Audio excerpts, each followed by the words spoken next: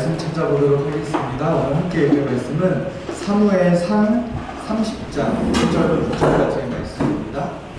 사무엘상 30장 1절부터 6절까지 말씀입니다. 사무엘상 30장 1절부터 6절까지의 말씀입니다.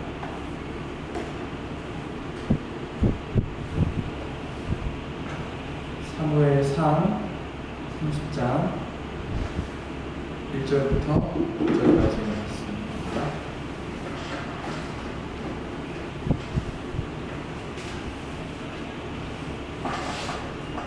다 붙여주신 분이 계셔서 조금만 더 기다리겠습니다.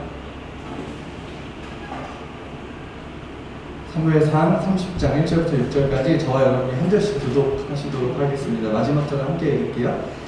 제가 먼저 읽겠습니다. 다윗과 그의 사람들이 사흘 만에 시글락에 이른 때에 아말렉 사람들이 이미 네겝과 시글락을 침노하였는데 그들이 시글락을 쳐서 불사르고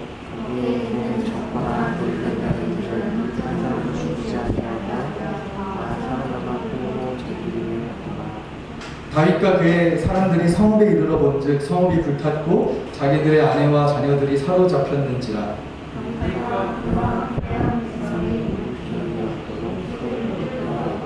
다윗의 두 아내 이스라엘 여인 아히노암과 갈멜 사람 나발의 아내였던 아비가일도 사로잡혔더라. 백성들이 자녀들 때문에 마음이 슬퍼서 다윗을 돌로 치자 하니 다윗이 크게 다급하였으나 그의 하나님 여호와를 힘입고 용기를 얻었더라. 아멘. 제가 초등학교 때 진짜 좋아했던 TV 프로그램이 하나 있는데요.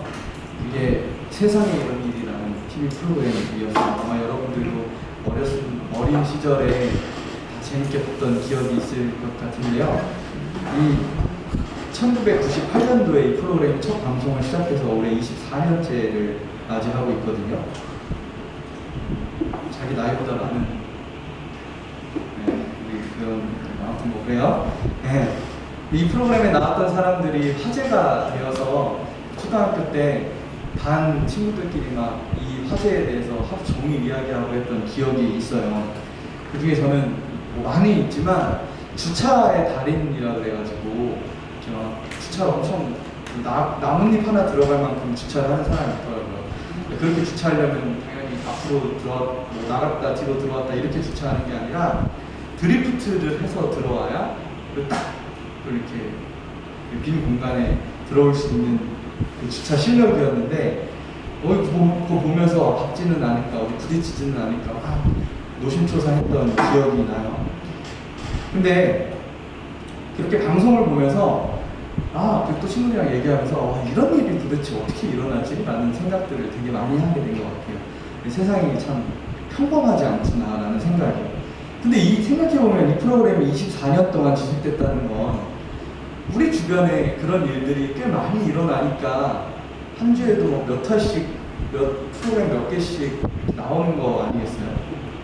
제가 존경하는 동생이 있어요. 좋아하지 않아요. 존경해. 네, 그 이유는 이 친구가 저랑 어렸을 때부터 같이 교회를 다녔던 친구인데요. 어렸을 때는 이 친구랑 별로 안 친했어요. 왜냐면 이 친구는 교회 잘 나오지도 않고 나와도 양아치들이랑 일진들이랑 같이 어울렸던 친구예요.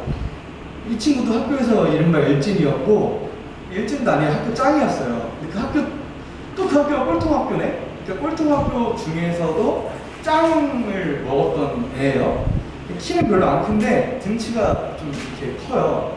그리고 통뼈라서 단단해가지고 누가 봐도 싸움을 잘한다라고 얘기해요. 그리고 지금도 막 얘기하다가 막 장난처럼 이렇게 한 대 때리면 막 전기 찌릿하고 아무튼 막 그러거든요.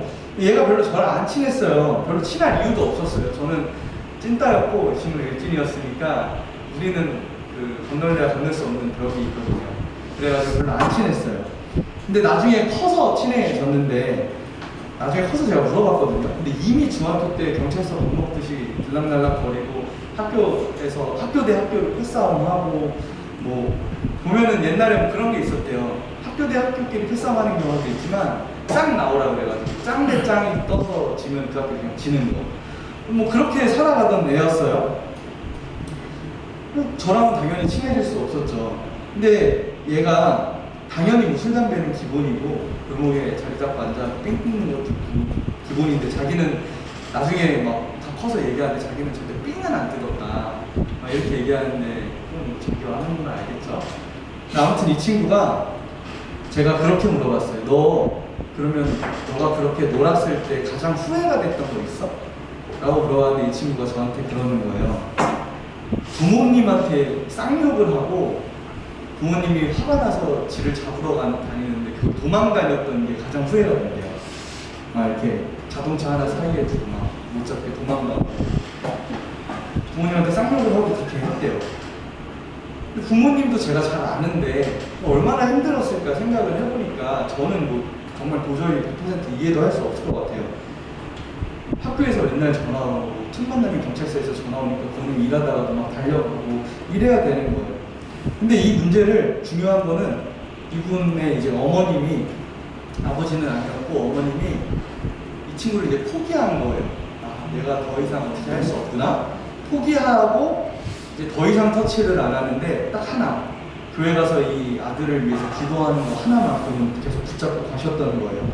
하루가 멀다 하고 계속 교회 가서 기도하고 울부짖고 하는데 놀라운 이야기는 이 친구의 어머니가 이 친구를 하나님 앞에 온전하게 맡겨드렸을 그때부터 이상한 변화가 시작되는 거예요. 하나님 주님이 책임져 주세요. 내 아들이지만 내가 어떻게 할 수가 없어요. 라고 맡겨드리는 순간 그렇게 눈물로 하루하루를 보내고 있던 중에 이 친구가 고3이 되고 고3 저희 이제 본교회 고3 때는 아울리치를 했었어요. 국내 이렇게 미자리 교회 시골에 농사 도와드리는 거예요. 거기 가갖고 하나님을 만난 거예요. 그러더니 말씀을 읽기 시작하고 기도하기 시작해요. 청소년부 예배 때 그 누구보다도 맨 앞자리에서 열정적으로 예배하는 사람이 되었어요. 근데 모두가 가짜인 줄 알았어요. 그럴 만한 애가 아니었으니까. 근데 이 친구가 시간이 지나면 지날수록 가짜가 아니라는 것을 몸으로, 행동으로 보여주더라고요. 근데 하나님은 이런 사람도 바꿔놓는다는 걸 제가 보면서 참 놀랐어요. 이 친구가 공부를 안 했으니까 고3 때 그리고 하나님 만난 거니까 이미 여름에 만난 거니까 보세요. 뭐 8월에 만났다 해도 9월, 10월, 11월 하면 수능, 3개월 하고 수능 봐야 되니까 이 수능 볼 실력이 안 돼서 재수를 선택해요. 그래서 재수 공부를 하는데 자기는 하나님 앞에 온전히 내 삶을 맡기기로 결단했다고 얘기하니까 공부를 하면서 주일학교 봉사를 계속 하는 거예요. 근데 주일학교 봉사를 하는데 또 특별히 제가 다니던 본교회는 좀 그런 일진들이 좀 많이 있었는데 그 아이들을 이 친구가 집중적으로 케어하는 거예요. 그러니까 지가 놀아봤으니까 노는 애들을 어떻게 다뤄야 되는지 아는 거예요. 근데 이게 또 아직 그 한참 놀다가 이제 막 노는 걸 접은 애라 이미 그 노는 사람들 사이에서 그 위아래가 확실하잖아요. 애들이 어쩔 수 없이 따르는 거예요. 형이 이렇게 하자고 하니까. 그러니까 진짜 둘이 같이 걸어가다가 골목길을 지나가다가 노는 애들이 있잖아요. 저는 원래 찐따니까 그런 무서워요. 정말 피하는데 걔랑 가면 애들이 담배 끄고 막 이렇게 뒤로 숨기고 인사하고 막 이래요. 그래서 저도 약간 일진된 기분을 그 친구 덕분에 조금 느꼈었는데 근데 아무튼 이 친구가 수능을 보고 재수를 해서 수능을 보고 신학교에 들어가게 됐어요. 공부에 공짜도 모르는 애가 신학교에 가겠다고 하더니 학교에서 장학금도 매번 받으면서 지냈고 올해 4월에는 어엿한 저와 같이 감리교회 목사가 되었어요. 그래서 수백 명의 아이들에게 지금도 복음을 전하는 사람이 되었는데요. 뿐만 아니라 이 친구의 어머니도 그 하나님의 은혜에 감사해서인지 신학 공부를 하고 신방전도사님이 되었고 이 친구의 누나도 CCM 가수로 전국을 돌아다니면서 사역을 하고 있어요. 근데 저는 이 친구의 과거와 현재를 계속 쭉 살펴보고 오면서 아, 하나님 진짜 놀라우신 분이다 라는 걸 너무 많이 느끼는 거예요. 사람이 안 된다고 해도 하나님이 하시니까 되더라고요. 사람이 포기했는데 하나님이 붙잡으시니까 하나님을 건드리시니까 뭔가 변하는 거예요. 근데 저는 이 기적 같은 이야기가 이 놀라운 이야기가 이 친구에게만 있는 게 아니라 오늘을 살아가는 저와 여러분들의 삶에도 이런 하나님의 놀라운 이야기가 잼 듬뿍 바르듯이 하나님의 은혜가 우리 삶에 듬뿍 좀 발라져 있었으면 좋겠다라는 생각을 했어요. 오늘 우리가 읽은 말씀은 다윗 왕이 아말렉이라고 하는 나라와의 전쟁에서 승리한 내용을 담고 있는데, 이거를 조금 더 잘 이해하기 위해서는 앞에 말씀을 좀 이해할 필요가 있어요. 제가 쭉 빨리 지나가 볼게요. 오늘 우리는 사무엘상 30장을 읽었는데 27장에 보면 다윗이 사울 왕을 피해서 도망가는 장면들이 나와요. 근데 사실 이 모습은 그냥 단순하게 사울 왕을 피해서 도망간다가 아니라 다윗이 지금 현실을 바라보고 있다라는 것을 우리가 알아야 돼요. 왜냐하면 다윗이 진정으로 피해야 될 곳은, 사울에게서 피해야 될 곳은 다른 나라로 도망치는 게 아니라 그냥 사실은 그 자리에 있어야 되는 게 맞았어요. 왜냐하면 하나님이 다윗을 이스라엘의 왕으로 부르셨잖아요. 근데 이스라엘의 왕으로 부르신 다윗이 이스라엘을 버리고 다른 나라로 도망가는 이야기가 27절에 적혀 있는 거예요. 그때 자기 사람 600명을 데리고 다윗이 도망을 치는데요. 이게 다윗이 얼마나 연약한 믿음이냐면, 제가 조금 전에도 얘기했듯이 너는 나중에 이스라엘의 왕이 될 거야 라고 예언을 받았던 사람이 그 나라를 버리고 자기의 수하들, 자기들을 따르는 사람들을 데리고 다른 나라로 지금 가는 거, 이게 다윗의 굉장히 연약한 모습이라는 걸 우리가 기억을 해야 돼요. 왜냐하면 다윗이 약속받은 곳이 이스라엘이니까요. 그러니까 그 말은 지금 다윗이 처해 있는 이 어려움을 다윗은 하나님 앞으로 가져와서 맡겨드리는 선택을 한 게 아니라, 장래의 왕이 자신이 통치하게 될 땅을 바라보고 있는 게 아니라 지금 자기가 갖고 있는 걱정과 근심이 하나님의 언약과 약속보다 더 앞서 있었다라는 거죠. 그렇게 인간 다윗이 블레셋의 왕이었던 아기스라는 왕을 찾아가게 돼요. 근데 이 아기스가 어떤 사람이냐면 다윗이 두려워했던 사람이거든요. 그러니까 아기스랑 다윗은 이전에 한번 만났던 적이 있어요. 언제 만났냐면, 여러분들도 이 내용을 아실 거예요. 다윗이 한 성문 앞에서 미친 척 하면서 침 질질 흘리면서 막 바지에 오줌 싸고 뭐 그런 미친 척 했던 이야기가 성경 안에 담겨 있는데, 그때 이 다윗을 가리켜서 저 사람 미치고 한 게 아니냐, 왜 저 사람을 나한테 데려왔냐 라고 했던 왕의 이름이 아기스예요. 오늘 또 만난 거예요. 다윗이 이 아기스의 나라로 간 거예요. 그래서 아기스의 은혜를 받았는지 이곳에서 1년 4개월을 지내게 돼요. 1년 4개월 동안 살다가 자신이 두려워하던 이 아기스를 찾아가서 이렇게 이야기해요.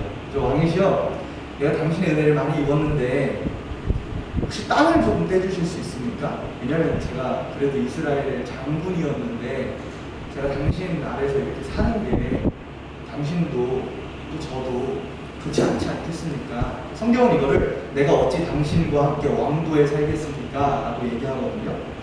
그래서 다윗이 땅을 받아요. 그 땅이 우리가 오늘 읽은 시글락이라고 하는 땅이에요. 이 땅, 블레셋이라고 하는 나라 안에 일부분, 시글락이라고 하는 이 땅을 받아서 거기에 살게 됩니다. 그러다가 이 땅을 받아 은혜 때문인지는 모르겠는데 블레셋이 전쟁을 하는데 그 전쟁의 장수로 다윗이 출전을 하게 돼요. 근데 블레셋이 누구랑 전쟁을 하냐면 다윗의 나라 이스라엘이랑 전쟁을 하게 됐던 거예요. 이게 무슨 말이냐면 이스라엘의 왕으로 기름 부은 자가 블레셋 땅의 일부를 봤더니 이제는 블레셋의 군인으로서 자신의 조국 이스라엘에게 칼을 겨누고 있는 상황이 되는 거예요. 근데 불행인지 다행인지 함께 전쟁에 출전한 이 블레셋 사람들이 다윗을 꺼림칙하게 생각했어요. 왜냐하면 이 사람들은 다윗이 누군지 알고 있었거든요. 사울이라는 왕 밑에서 이 사람이 어떤 일들을 했는지 알고 있었거든요. 성경에 보면 다윗이 패배가 없어요. 그리고 블레셋이라고 하는 나라랑 굉장히 많이 싸워서 승리를 가져갔거든요. 그러니까 블레셋 사람들은 이걸 아는 거예요. 다윗이 우리 백성들을 얼마나 많이 죽였었는지. 그러니까 블레셋의 군사로 나가도 언제 뒤통수 칠지 모르는 게 당연히 블레셋 사람들이 생각할 만한, 블레셋 사람의 입장에서는 당연한 생각이겠죠. 사울을 위해서 목숨 바쳤던 다윗이 우리 민족 블레셋이라고 많이 싸워서 그 패배를 안겨주었던 다윗이 이제는 우리 편에 서 있으니까 이 사람들이 불안한 거예요. 근데 사실 이건 다윗에게도 마찬가지였어요. 사울의 위협을 피하겠다고 지금 다른 나라 와서 사는데 우리나라 이스라엘이랑 지금 싸워야 돼. 내 조국이랑 싸워야 돼. 당연히 시련이죠. 먹고 지내는데 몸은 좀 편했을지 모르겠지만 감정적으로나 정신적으로, 심적으로 지금 되게 많이 지쳐있는 상황인 겁니다. 이스라엘의 왕으로 기름 부음 받았는데 정작 이스라엘 백성들에게는 배신자로 낙인 찍혀서 버려지는 상황에 처해 있게 되는 거예요. 근데 이게 전부가 아니에요. 이 전투는 오늘 우리가 읽은 말씀의 다음 장 보면 31장에도 전투가 하나 나오는데 그게 사울 왕의 마지막 전투였어요. 그러니까 우리는 그 전투를 길보아 전투라고 부르거든요. 물론 사울이 죽는다는 것을 다윗은 몰랐을 거예요. 근데 어찌됐든 그 전투에 다윗이 참여하게 됐더라면 왕과 왕자들이 우리 조국의 왕과 왕자들이 죽는 것을 자기 눈으로 봐야만 되는 전투가 지금 이 이스라엘과 싸워야 되는 그 전투였던 거예요. 근데 너무 감사히도 블레셋의 지도자들이 다윗이 전쟁 나가는 걸 반대하기 시작하는 거예요. 꺼림칙하니까. 그래서 감사히도 이 다윗이 전쟁에 나가지 않게 되었던 거예요. 저는 이 말씀을 보면서 하나님 다윗에게 이렇게 길을 열어주시는구나, 하나님이 열어주신 길이구나 라는 걸 믿게 됐어요. 왜냐면 기차가 기찻길을 굽이굽이 그냥 깔려있는 그 기찻길을 굽이굽이 가듯이 하나님의 그 선명한 손길이 다윗을 통해서 역사하고 계셨다는 거예요. 그래서 우로 갈지 좌로 갈지 알지는 못하지만 하나님의 은혜 가운데 그냥 굽이굽이 그렇게 걸어가고 있는 겁니다.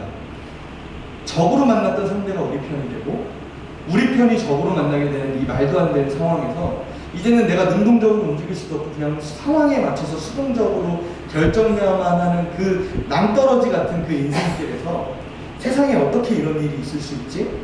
라고 생각할 만한 그 상황에서 비로소 하나님의 인도하심이 펼쳐지는 거예요. 하나님의 때에 하나님이 정확하게 하나님의 때에 일하시는 거죠. 근데 우리 삶도 여러분 마찬가지예요. 우리가 이걸 선택해야 될지 저걸 선택해야 될지 또는 왜 나한테 이런 아픔이 찾아오게 될지 의문이 들 때가 있죠. 근데 우리 하나님은 여러분들을 향한 준비와 계획과 본인의 생각이 명확히 있으신 분이다라는 걸 저는 여러분이 좀 기억하고 돌아가셨으면 좋겠어요. 그래서 여러분들의 삶 가운데 어려움이 찾아왔을 때 그 하나님을 좀 믿고 신뢰하고 의지할 수 있는 믿음을 보여주시길 바라요. 다윗이 전쟁에 나가지 않게 됐어요. 이튿날에 자기가 물려받았던 시글락이라고 하는 이 땅에 돌아오게 되면서 오늘 말씀, 우리가 읽은 말씀 30장이 시작되고 있는 건데요. 이 시글락은 제가 말씀드렸듯이 그러니까 블레셋의 영토 안에 있는 땅이었으나 아말렉이라고 하는 나라의 국경에 있었던 도시예요. 근데 이 다윗이 이스라엘과 전쟁 문제로 잠깐 자리를 비웠을 때 이 아말렉 사람들이 시글락을 급습한 거예요. 마을을 불지르고 사람들을 끌고 간 거예요. 순식간에 폐허로 변해 보였어요. 이 시글락의 상황을 잘 표현해주는 말씀이 오늘 우리가 읽은 4절 말씀이에요. 4절에 이렇게 되어 있어요. 다윗과 함께한 백성이 울 기력이 없도록 소리를 높여 울었더라. 울 기력이 없도록 운다는 표현이 저는 이 상황을 아주 잘 표현해주고 있는 것 같아요. 그러니까 비록 망명 생활이었지만 좀 화목하고 나름 행복했을 그 시글락에 피바람이 불고 이내 더 이상 울 기력도 없을 만큼 우는 눈물바다가 된 겁니다.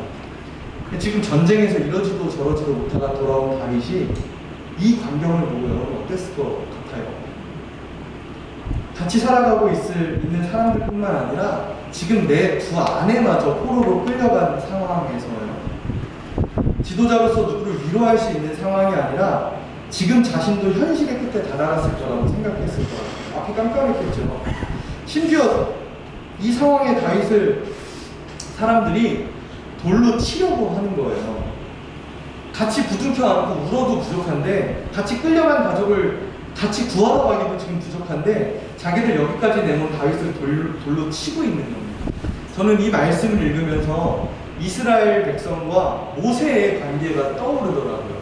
앞에는 홍해, 뒤에는 애굽의 군대가 있는데 이스라엘 백성들은 모세에게 이렇게 얘기해요.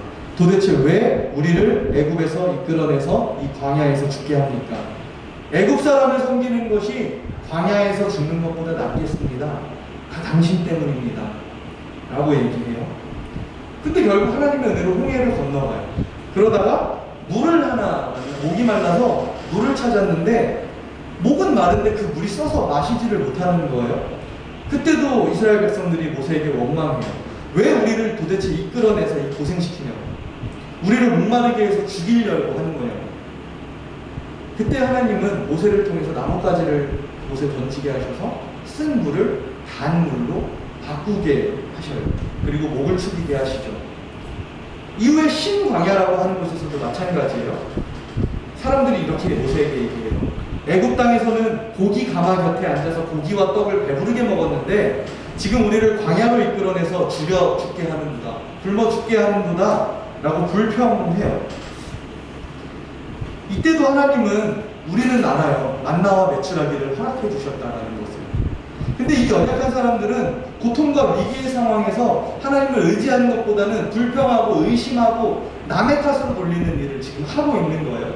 근데 이스라엘 백성들이 이 위기의 순간에서 모세와 아론을 원망했던 것처럼 아픔과 고통을 남의 탓으로 돌리고 있는 것처럼 오늘 말씀에서도 백성들은 다윗을 원망하고 있는데 이게 다윗 마음은 얼마나 찢어지는 거냐면 다윗이 망명 생활을 하기 위해서 이 나라를 떠날 때 당신이면 될 것 같습니다. 내가 당신을 따라가겠습니다. 그리고 추리고 추려서 나온 600명을 데리고 간 거거든요. 그러니까 온전히 내 편을 데리고 간 건데 내 편마저도 지금 이 상황에서 아내와 자식들을 다 빼앗겨버린 이 상황에서 자기를 지금 돌로 치려고 하고 있으니 다윗이 얼마나 가슴이 아팠을까요? 근데 이 상황에 다윗이 어떻게 행동했을까요? 우리가 읽은 6절에 이렇게 기록되어 있어요. 백성들이 자녀들 때문에 마음이 슬퍼서 다윗을 돌로 치자 하니 다윗이 크게 다급하였으나 그의 하나님 여호와를 힘입고 용기를 얻었더라. 백성들이 이미 제정신이 아니거든요. 다윗을 돌로 치려 한다는 것은 그냥 다윗을 탓하는 것을 넘어서서 다윗에게 반역을 하겠다라는 거예요. 이 백성 사람들이 다윗을 주군으로 모시고 따랐던 사람들이잖아요. 충성하겠다는 사람들이잖아요. 이 다윗은 이제 누구한테도 의지할 수 없고 어디로도 갈 수 없는 상황이죠. 근데 그 시련 속에서 오늘 말씀에서 다윗은 여호와 하나님으로 인해서 용기를 얻고 힘을 얻었다라고 되어 있는 겁니다. 비록 다윗 자신도 이방족 속으로 망명와 있는 한없이 연약한 인간이지만 이제 나를 따르겠다는 백성들이 내 등을 돌리고 있지만 적어도 이 광야 같은 어려움 앞에서 하나님을 의지할 줄 아는 모습을 보이면서 오늘을 살아가는 우리에게 신앙의 모범을 다윗이 보여주고 있는 거예요. 그리고 제사장 아비아다를 시켜서 에봇을 가져오라고 얘기합니다. 하나님의 뜻을 구하려고 했던 거예요. 그리고 하나님한테 다윗이 이렇게 기도해요. 하나님, 쫓아가면 우리 아내와 아이들 되찾을 수 있겠습니까? 하나님 특별한 방법을 말씀해 주시지 않거든요. 근데 딱 한 말씀만 하세요. 찾을 수 있을 거예요. 그 말 듣고 다윗이 이 이스라엘 백성들을 설득해서 아말렉 족속을 다시 쫓아가요.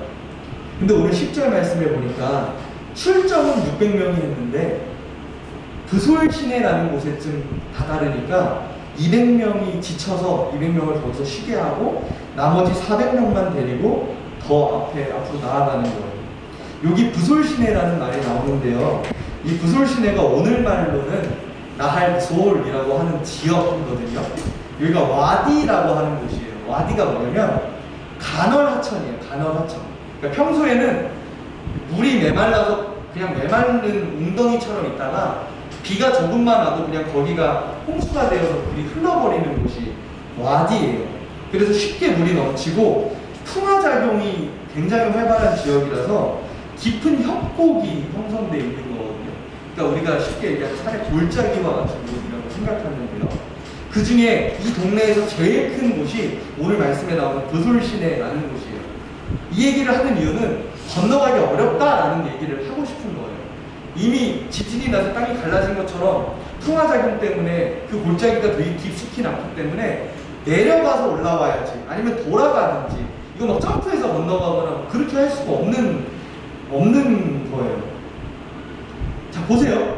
빼앗긴 아내들과 자식들 때문에 급하게 출정을 했는데 지쳐서 200명 떨어져 나갔어요. 지형은 익숙하지도 않고요. 가파르기까지 하니까 힘든 거예요. 이제 뭘 어떻게 해야 되지? 정확히 이 생각이 들 때쯤 하나님이 한 명을 보내주시고, 그 사람이 어떤 사람이었냐면 사흘 동안 아무것도 먹지 못하고 쓰러져 있던 사람이었어요. 근데 그 사람을 그 바쁘고 어려운 상황에도 음식과 물을 주고 이 사람의 기력을 회복할 수 있도록 다윗이 도와주거든요. 근데 나중에 알고 보니까 이 사람이 애국 사람이래요. 근데 아말렉 사람의 종이었대요. 병이 들었는데 병이 들어서 쓸모가 없어지니까 주인이 자기를 버렸대요. 근데 알고 보니까 시글락에 쳐들어왔던 그 아말렉 사람들 중에 한 명의 종이었던 거예요. 그러니까 누구보다 그 아말렉 사람들을 잘 아는 사람이었던 거죠. 그리고 자기의 신변을 좀 보호해주면 자기를 도와주겠다, 다윗을 도와주겠다 라고 얘기해요. 우연히 만났던 병들어있던, 지쳐있던, 쓰러져있던 사람에게 기력을 차리게 도와주고, 그 기력을 차린 그 사람을 통해서 아말렉을 쳐 이길 수 있을 만한 어떤 전략, 방법을 알게 되는 거죠. 다윗이 이 사건을 계기로 그 아말렉을 쳐서 다 되찾아올 수 있게 되거든요. 심지어 그들의 것도 전리품으로 취할 수 있게까지 해요. 원래 또 찾아오는 것뿐만 아니라. 그러니까 다윗은 어떻게 보면 자기에게 주어진 삶을 그냥 살아가는 것만 같은데, 보니까 다윗을 통해서 그 역사를 써내려 가시는 하나님을 우리가 볼 수 있어야 되는 거예요. 한번 내 얘기라고, 그냥 내 일이라고 생각하고 한번 들어보세요. 내가 섬기던 왕이 나 죽이려고 해서 도망갔어요. 두려워서. 그러다 어떻게 신뢰를 얻어서 도망간 나라의 장수가 됐는데 내 조국과 싸우게 된 거예요. 민족의 배신자로 낙인 지켜야 할 그때 세상의 의미, 집으로 돌아올 수 있게 됐어요. 피곤하지만 굉장히 기쁜 마음으로 집에 돌아왔는데 도시가 불타고 있어요. 아말렉 사람들이라는 사람들이 와서 아내와 자식들, 이웃들을 다 죽이거나 잡아갔어요. 그리고 심지어 이제는 나를 따르겠다고 한 그 백성들이 돌을 들고 나를 때리려고 하고 있어요. 치려고 하고 있어요. 그래도 감사한 것은 이들을 어떻게 설득해서 600명을 데리고 아말렉을 쳐부수러 다시 따라갔는데 지형이 너무 가파라고 힘들어서 200명이 또 남고 있어요. 어떻게 해야 될지 모르겠는데 저 옆을 보니까 사흘 동안 먹지 못한 사람이 있는 거예요. 그 사람에게 음식과 물을 줬는데 알고 보니까 우리 가족 잡아간 사람의 종이었던 거예요. 근데 그가 자기를 보호해주면 도와주겠대. 이게 우리 인생이래요. 내가 잘하고 있는 건지 우리가 의문이 들 때가 많이 있단 말이에요. 하나님 열심히 믿고 세상이 보여주신 그 길 잘 따라가고 싶은데 기다렸다는 듯이 우리한테 찾아오는 어려움으로 인해서 우리 수없이 넘어져요. 세상에 왜 나한테만 이런 일이 일어날까? 그런 생각들 해요. 저 역시도 저의 두 분의 부모님이, 어머니는 자궁암에 걸리셨었고 아버지는 심장암에 거의 1년 차이로 참으로 걸리시면서 굉장히 많이 좌절했던 날들이 있었어요. 근데 너무 감사하게도 다 잘 치료가 되고 지금은 정기 검사만 받으시거든요. 이렇게 우리의 험난한 인생길 그 골목골목마다 하나님의 사랑이 거기 있다라는 것을 저도 발견하게 되더라고요. 내가 이해할 수 없지만 말도 안 되는 일이 때로 나한테 일어나기도 해요. 다윗을 보세요. 도대체 그 상황에 이 애국 사람을 만날지 누가 알았겠어요? 심지어 내가 쫓는 이와 연관이 있는 사람인지 누가 알았겠냐고요. 이처럼 사람의 계획과 예상을 전부 빗나가는 이 상황에서도 우리가 분명하게 고백할 수 있는 것은 하나님이 다윗과 함께 하셨다는 거죠. 그리고 우리가 제가 오늘 6절 말씀 한 번 더 읽어드릴 텐데 이 말씀이 여러분들 마음에 잘 새겨졌으면 좋겠어요. 백성들이 자녀들 때문에 마음이 슬퍼서 다윗을 돌로 치려 하니 다윗이 크게 다급하였으나 그의 하나님 여호와를 힘입고 용기를 얻었더라. 저는 여러분들 삶에 찾아오는 수많은 어려움들이 있을 텐데 이 말씀 좀 기억했으면 좋겠어요. 다윗은 그래도 하나님 의지했지. 그래도 하나님으로 통해서 용기를 얻어냈지. 그리고 우리도 이 다윗을 본받아 우리 삶에 찾아오는 어려움들 속에서 하나님을 통하여 용기를 얻을 수 있는 저와 여러분이 됐으면 좋겠다 라는 말씀을 드리고 싶습니다. 우리 같이 찬양 행복하고 기도하고 마치려고 해요. 처음 찬양했던 은혜로다 이 찬양 고백하면서 하나님의 은혜가 내 삶 가운데 가득 넘치길 바라는 마음으로 찬양하고 기도하고 예배 마치도록 하겠습니다.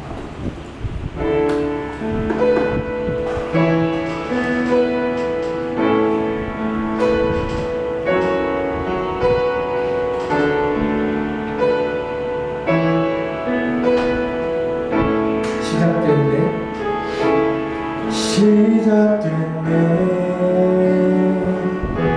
우리 주님의 능력이 나의 삶을 다스리고 새롭게 하네 자유하네 죄와 사망으로부터 나의 삶은 변하구나 충만하네 은혜로다 주의 은혜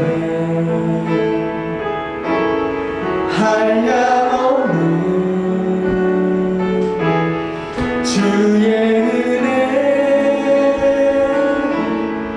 은혜로다 주의 은혜 없는 신실하신 한 번 더 고백합니다. 은혜로다 주의 은혜 은혜로다 주의 은혜 한량없는 주의 은혜로다 주의 은혜 변함없는 신실하신 주의 은혜 이제 한 가지만 놓고 기도했으면 좋겠습니다. 하나님 오늘 다윗의 이야기를 나눴는데 다윗이 보여주었던 믿음처럼 혹여나 내가 견디기 어려운 상황들, 아픔들, 두려움들, 하나님 좌절과 절망의 시간들이 찾아올 때 하나님 이 말씀을 기억하게 하셔서 다윗처럼 하나님 앞에 내 고민을 내어놓고 용기를 얻을 수 있는 사람 되게 하시고 하나님을 믿고 그렇게 믿고 내가 따라갈 때 주님 내 삶에 놀라운 주님의 이야기들이 많이 일어날 수 있도록 이끌어 주옵소서. 우리 이 마음 가지고 잠깐 기도하며 나아갑니다. 기도하겠습니다. 하나님 감사합니다. 하나님이 주일에 우리를 예배의 자리로 불러주시고 하나님 다윗을 통하여 말씀을 나누게 하시니 감사합니다. 하나님 나에게 왜 이런 일이 일어났을까 한탄하고 좌절되고 절망하는 사건들이 하나님 많이 있을 수 있지만 하나님 그 가운데 오늘 다윗처럼 하나님 앞에 용기를 얻고 하나님 앞에 소망을 들 수 있는 우리가 될 수 있도록 인도하여 주옵소서. 하나님 온전히 주님을 붙들고 하나님 주님 앞에 소망을 두고 하나님 살아갈 수 있는 우리 모두가 될 수 있도록 인도하여 주옵소서. 하나님 변함없는 주님의 사랑이 하나님 우리 청년들 한 명 한 명 가운데 하나님 감동 넘치기를 원합니다. 하나님 인도하여 주옵소서. 하나님 붙들어 주옵소서. 하나님 이 말씀을 기억하게 하시고 하나님 이 말씀을 마음에 품고 돌아갈 수 있도록 오 주님 인도하여 주옵소서. 오 하나님 온전히 주님을 인도받아 주옵소서.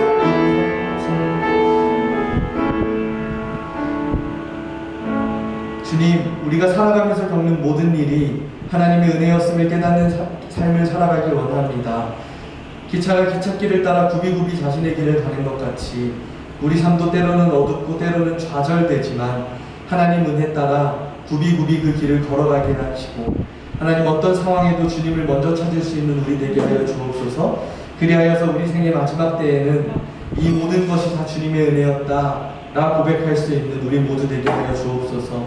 하나님 드려진 예물도 하나님 흠양하여 주시고 주님 나라 확장하는 데 사용하여 주실 줄 믿습니다. 이제는 우리 주 예수 그리스도의 은혜와 하나님의 다함없는 자비하심과 성령님의 교통하심이 오늘 말씀을 듣고 어떤 상황에도 하나님 먼저 찾겠다 결단하고 내 삶의 작은 부분에서도 하나님이 써내려 가실 그 놀라운 이야기를 기대하며 나아가는 모든 청년들 위해 지금부터 영원까지 함께 계시기를 간절히 축원하옵나이다. 아멘.